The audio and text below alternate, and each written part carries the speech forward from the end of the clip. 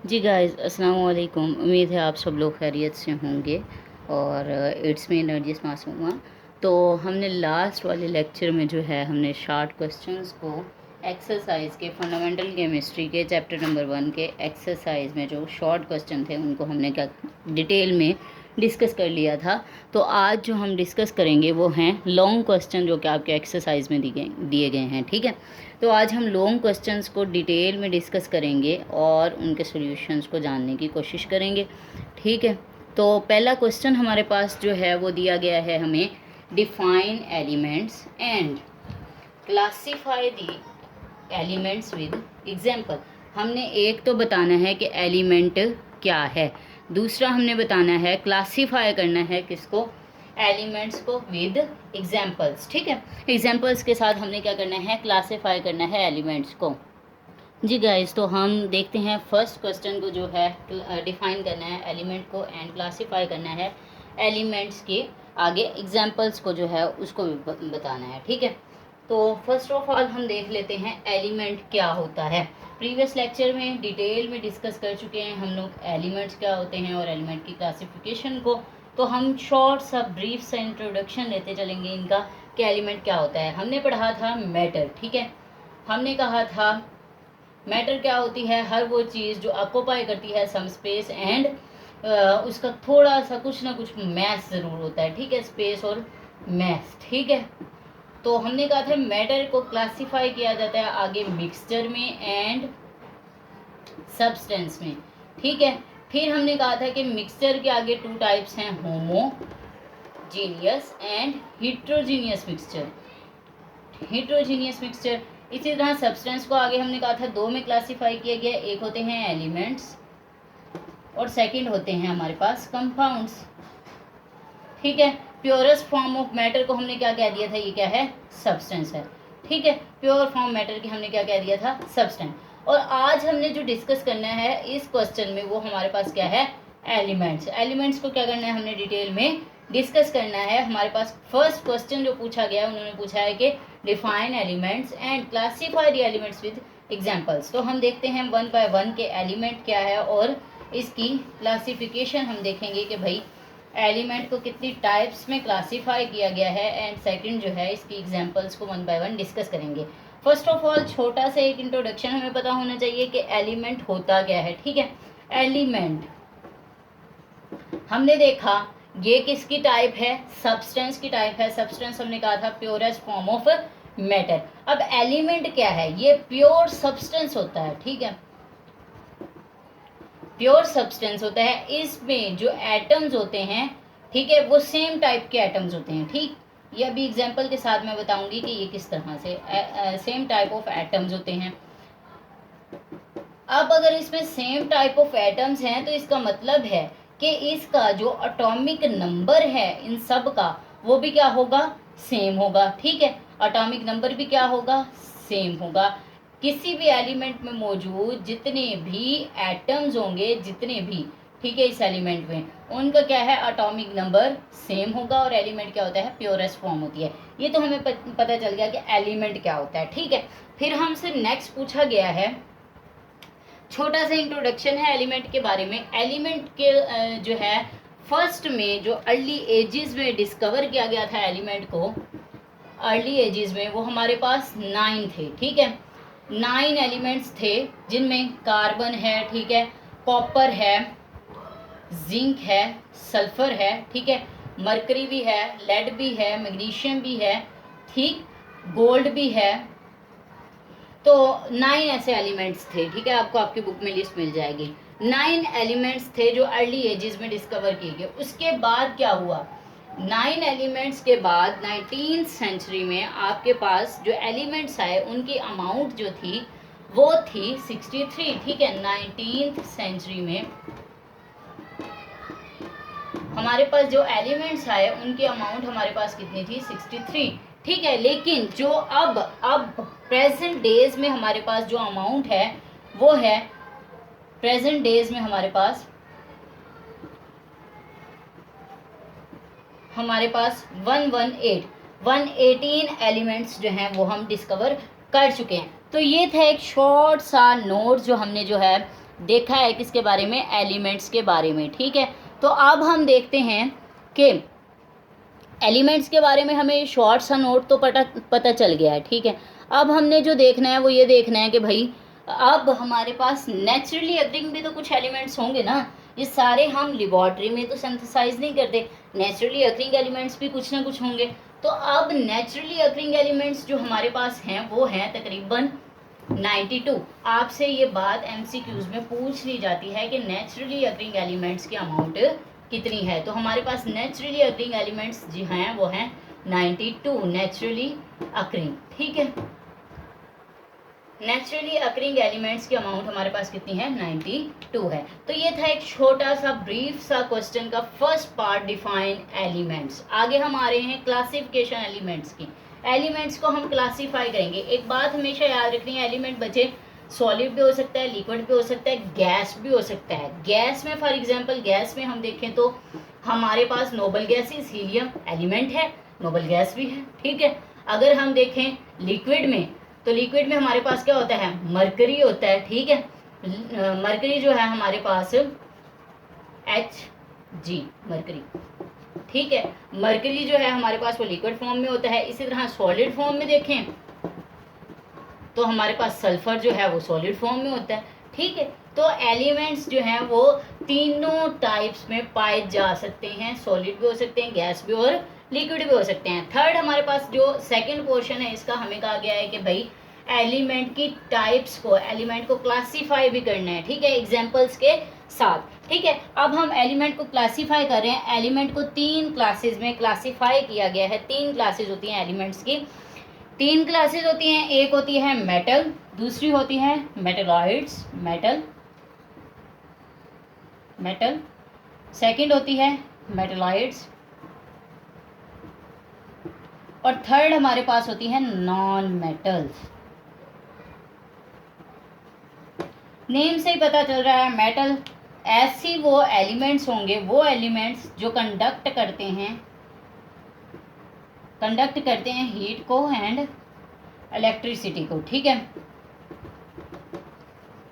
Electricity को और heat को कंडक्ट करते हैं, उन्हें हम मेटल्स कहते हैं। फॉर एग्जांपल अगर हम पीरियोडिक टेबल में देखें तो फर्स्ट ग्रुप और सेकंड ग्रुप में हमारे पास मेटल्स होती हैं, जिनमें सोडियम आ जाता है, मैग्नीशियम आ जाता है, कैल्शियम आ जाता है, ठीक है। ये सारी हमारे पास मेटल्स हैं। एक और भी टिक इनकी दे देती हूँ कि मेटल्स जो होती हैं उनकी आयनाइजेशन एनर्जी जो होती है वो कम होती है, ठीक है। आयनाइजेशन एनर्जी जो होती है मेटल्स की वो क्या होती है, कम होती है। फिर आती है हमारे पास नॉन मेटल्स। नॉन मेटल्स क्या होती हैं, जो कंडक्ट नहीं करती हैं, ठीक है, कंडक्ट नहीं करती हैं हीट को एंड इलेक्ट्रिसिटी को, ठीक है। ये कंडक्ट नहीं करेंगी हीट को और इलेक्ट्रिसिटी को, ठीक है।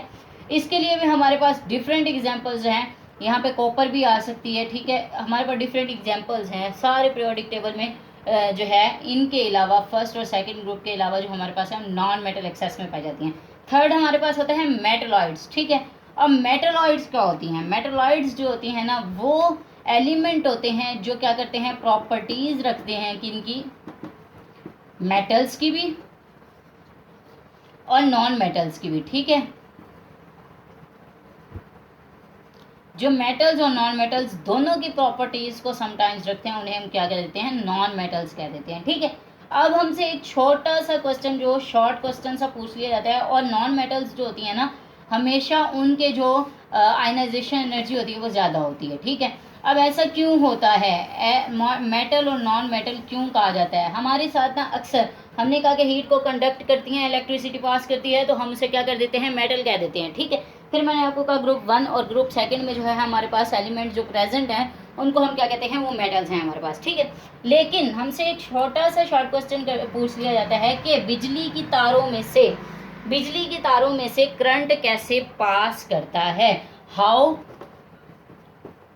इलेक्ट्रिसिटी पास फ्रॉम दी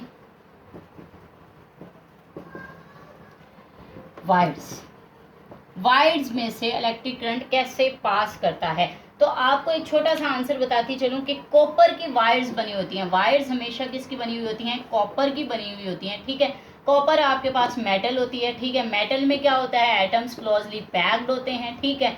अब क्लोजली पैक्ड होते हैं तो इसका मतलब है इन दोनों पे रिपल्शन और अट्रैक्शन की फोर्स लग रही होती है, जिसकी वजह से ये क्या कर देते हैं, दोनों एक दूसरे के असर को क्या कर देते हैं, ज़ाइल कर देते हैं। दोनों अट्रैक्शन और रिपल्शन की फोर्सेस इक्वल होकर एक दूसरे के असर को क्या कर देती हैं, कैंसिल कर देती हैं इफेक्ट को। और फिर क्या होता है, आपके पास इलेक्ट्रॉन जो होते हैं वो फ्रीली मूव करने लग जाते हैं। और इलेक्ट्रिसिटी की डेफिनेशन ही क्या है आपके पास, क्या आपके पास इलेक्ट्रॉन्स जो होते हैं वो क्या होते हैं, फ्रीली मूव कर सकते हैं। ठीक है, ये एक छोटा सा शॉर्ट क्वेश्चन पूछ दिया जाता है मेटल में। अगर आपको इसको डिटेल में देखना है तो आप लोग इसको देखें, जहाँ पर एलिमेंट का टॉपिक मैंने अच्छे से जो है वीडियो में डिस्कस किया हुआ है, उसमें आप जाकर एलिमेंट को डिटेल में देख सकते हैं। ठीक है, तो अब हमने एग्जाम्पल्स को भी जो है वो कर दिया है, डिस्कस कर दिया है। एलिमेंट क्या होता है ये भी हमने देख लिया, क्लासीफाई भी कर लिया। और सेकंड जो आपसे एक छोटा सा क्वेश्चन पूछ लिया जाता है वो ये पूछा जाता है कि एयर नॉन मेटल क्यों है, नॉन मेटल क्यों है। ठीक है, क्योंकि एयर में से करंट पास नहीं करता। ठीक है, they can not conduct electricity और हीट। ठीक है, सो एयर में क्यों, क्योंकि ये गैसेज होती हैं, एयर गैसेज है ना, और गैसेज में जो है इलेक्ट्रॉन्स रैंडमली मूव करते रहते हैं, ये एक जगह पे होती ही नहीं है। नाइट्रोजन, ऑक्सीजन, सल्फर वगैरह, ये जो गैसेज होती है ना, नाइट्रोजन हो गई, ऑक्सीजन हो गई, ठीक है, कार्बन मोनोऑक्साइड हो गई, कार्बन डाइऑक्साइड हो गई। ठीक है, तो ये कार्बन हो गई, ये सारी गैसेज होती हैं। सही है, ये गैसेज जो होती हैं ये रैंडमली मूव करती रहती हैं, ये एक जगह पे नहीं रहती। जब इनके दरमियान अट्रैक्शन की फोर्सेज ही नहीं होंगी तो फिर कैसे अट्रैक्शन और रिपल्शन की फोर्स एक दूसरे के इक्वल आएंगे और एक दूसरे के असर को इफेक्ट को कैंसिल करेंगे और फिर उनमें से इलेक्ट्रॉन्स जो है पास करेंगे। इसीलिए जो एयर होती है वो नॉन मेटल होती है। अगर आपने इसको भी डिटेल में क्वेश्चन को देखना है, या आपसे शॉर्ट क्वेश्चन पूछ लिया जाता है एग्जाम पॉइंट ऑफ व्यू से, तो आप ये डिटेल में देख सकते हैं, जहाँ पर आपको एलिमेंट का कंप्लीट जो है इंट्रोडक्शन दिया गया है। ठीक है, अब हम आ जाते हैं सेकंड क्वेश्चन की तरफ, जो कि हमारा है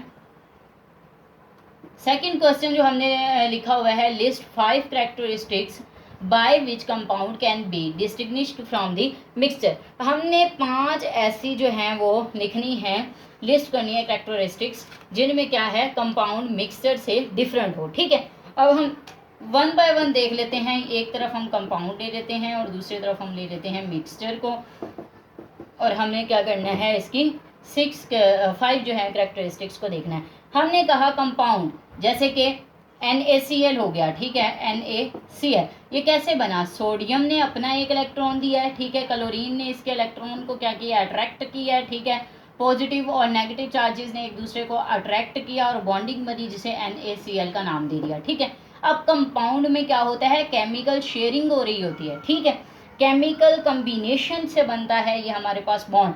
सो कंपाउंड में क्या होता है, केमिकल कम्बिनेशन होता है, केमिकल कम्बिनेशन होता है। ठीक है, जैसे फॉर एग्जांपल NaCl हो गया। वाटर के भी एग्जांपल ले सकते हैं आप, हाइड्रोजन और ऑक्सीजन के मिलने से आपके पास वाटर बनता है। ठीक है, केमिकल कम्बिनेशन होता है। अच्छा, मिक्सचर क्या होता है, इसमें फिजिकल कम्बिनेशन होती है। ठीक है, फिजिकली कंबाइन होती हैं 2 चीज़ें। फॉर एग्जांपल आपके पास शुगर का मिक्सचर ले लें आप, आपके घर में जो है जब कोई गेस्ट आते हैं, आप जामिशीरी बनाते हो या फिर आप जो है टैंग वगैरह बनाते हो, आप क्या करते हो, फिजिकली मिक्स कर रहे हो वाटर को भी और साथ में शुगर को भी और साथ में टैंग को भी। ठीक है, अब क्या होता है, अब देखें मिक्सचर में ऐसे होता है कि फिक्स रेशो नहीं पाई जाती।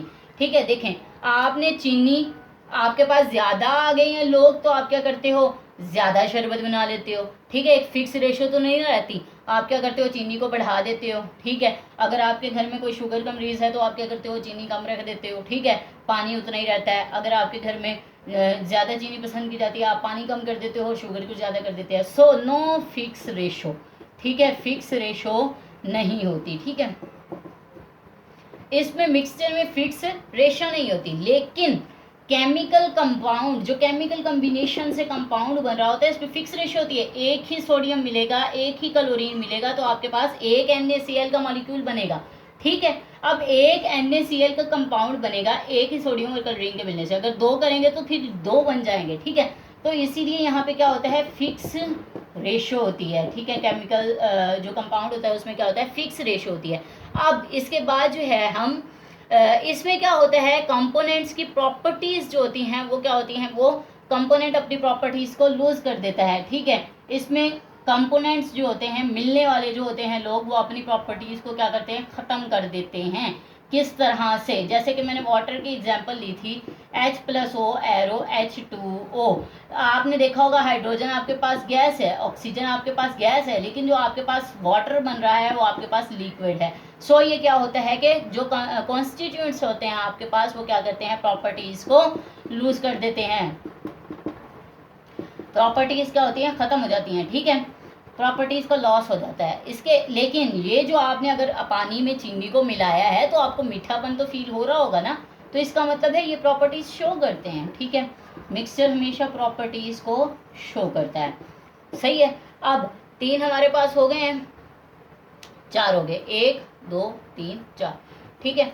अब हमारे पास नेक्स्ट हमारे पास पूछा गया है कि भाई जो हमारे पास कंपाउंड्स होते हैं उनके मेल्टिंग पॉइंट और बॉइलिंग पॉइंट फिक्स होते हैं, ठीक है, फिक्स मेल्टिंग पॉइंट होते हैं, मेल्टिंग पॉइंट और बॉइलिंग पॉइंट हमारे पास फिक्स होते हैं। देखो वाटर एक फिक्स टेम्परेचर पर ही हमारे पास क्या होता है, लिक्विड में कन्वर्ट होता है, लिक्विड से आगे सॉलिड में कन्वर्ट होता है और सॉलिड से आगे गैस में कन्वर्ट होता है, एक फिक्स्ड टेम्परेचर पर, ठीक है। लेकिन मिक्सचर्स के साथ ऐसा कुछ भी नहीं है। पानी में आपने शुगर को मिक्स किया है, आप देखते हो कि भाई वो थोड़ी देर बाद हल करने के बाद उसमें क्या होता है कि वो प्रॉपर्टीज अपनी शो करने लग जाता है, पानी मीठा मीठा होने लग जाता है। सो इसका मतलब है कि इसमें फिक्स प्रॉपर्टीज नहीं होती, मेल्टिंग पॉइंट और बॉइल पॉइंट्स फिक्स नहीं होते, ठीक है। अच्छा, इसके अलावा हमारे पास एक और भी है, हमने कहा कि कंपाउंड्स जो होते हैं ये केमिकल कम्बिनेशन होता है। तो केमिकल कम्बिनेशन याद रखिएगा, आपने एक बार वाटर बना लिया हाइड्रोजन और ऑक्सीजन से, तो ये वाटर हाइड्रोजन और ऑक्सीजन में चेंज नहीं हो सकता, तो फिर इसमें सेपरेशन नहीं हो सकती, ठीक है, सेपरेशन पॉसिबल नहीं है, ठीक है।